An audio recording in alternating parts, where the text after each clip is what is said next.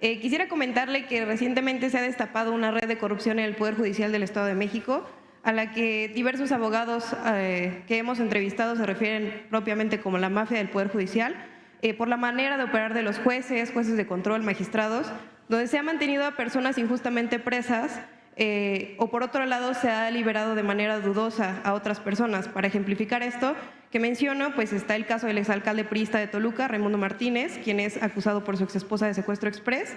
El exalcalde permaneció prófugo de la justicia por más de 55 días hasta que fue capturado aquí en la Ciudad de México. Y 50 días después, el juez Pablo Ortiz González decidió otorgarle el derecho de continuar su proceso desde la comodidad de su casa, pagando $1 millón de pesos, ¿no? Mencionando que no representaba un riesgo de fuga, pese a que había estado prófugo y tratándose pues, de un delito grave, en el que habría usado su cargo y sus influencias para efectuar el delito. El expresidente municipal pues ya se encuentra en su casa con un brazalete que le fue entregado el mismo día que se hizo el cambio de la medida cautelar. Mientras tanto, hay miles de personas pobres que han sido encarceladas injustamente en el Estado de México. Incluso frente al Palacio de Gobierno del Estado de México tenemos un plantón del colectivo Haz Valer Mi Libertad desde hace más de 300 días, exigiendo justicia para sus injustamente presos. ¿Qué opinión le merece, presidente? Pues lo mismo, que hay que seguir limpiando de corrupción al gobierno. Los tres poderes, el legislativo, el ejecutivo y el judicial.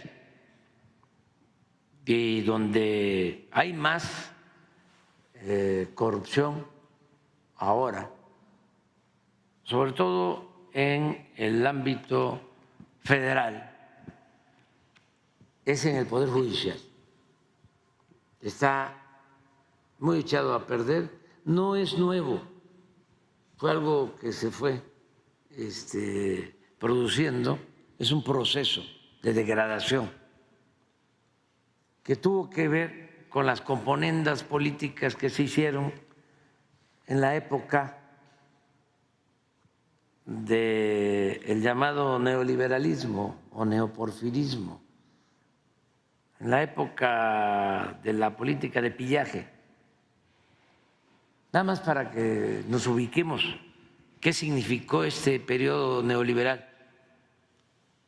Ha sido el periodo de más corrupción en toda la historia de México.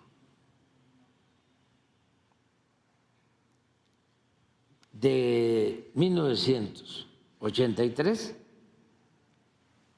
a 2018, 36 años.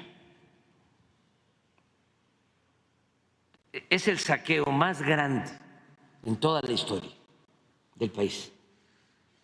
Incluyo los 3 siglos de dominación colonial, que nos saquearon como no se había visto nunca cuando éramos colonia. Y luego el siglo XIX ya, como México independiente, también imperó por mucho tiempo la corrupción. Más bien habría que plantearse o exponer cuándo no hubo corrupción. Yo creo que en todo el siglo XIX no hubo corrupción, solo en los 10 años de la República restaurada, cuando gobernó Juárez y Lerdo. Porque el porfiriato, muy contrario de lo que piensan los conservadores, ahí hubo una corrupción desmedida, porque suele pensarse, se escucha, de que eran muy rectos los porfiristas. Ahí puedo probar, se inició con los rescates del tipo FOBAPROA. Por ejemplo, entregaban concesiones, subvenciones a todas las empresas extranjeras para hacer los ferrocarriles.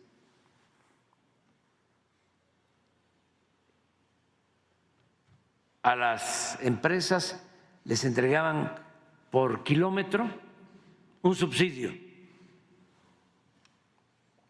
llamado subvención, porque en la hipocresía del conservadurismo el subsidio está satanizado, siempre y cuando vaya a los pobres. Si va a los de arriba, no es subsidio, es subvención o fomento o rescate. Entonces, se construye toda la red ferroviaria por empresas extranjeras y de repente Limantur, que era secretario de Hacienda, dice: necesitamos manejar nosotros los ferrocarriles. Se vuelve nacionalista, porque no podemos aceptar que la red de comunicación esté en manos de extranjeros. Entonces vamos a comprar las acciones de las empresas ferroviarias y compran como 20,000 kilómetros de vías férreas. Claro que se filtra la información y el hermano de Limantur y otras personas compraron bonos de los ferrocarriles extranjeros que no tenían valor, porque ellos tenían información privilegiada y sabían que el gobierno iba a llevar a cabo la compra. Entonces, cuando se lleva a cabo la compra, ellos ganan muchísimo dinero. Se rescata con dinero público a los ferrocarriles, pero era tanto el predominio de extranjeros y el desprecio a los mexicanos que aún ya siendo los ferrocarriles de México, porque se endeudó el gobierno para adquirir las acciones de las empresas ferroviarias extranjeras, siguieron los extranjeros administrando los ferrocarriles, desde los maquinistas hasta los encargados de vender los boletos, eran extranjeros. Con la revolución maderista se mexicanizan los ferrocarriles porque ya son mexicanos los administradores y operadores de los ferrocarriles, que ya eran de México. Pero así como eso, siempre ha habido corrupción en la historia, pues por eso hablamos de cuándo no, si hubieron después gobiernos honestos, muy pocos, pero por lo general siempre predominó la corrupción. Ahora estamos acabando con la corrupción y con la impunidad, ¿no? Eso es lo que puedo yo comentar.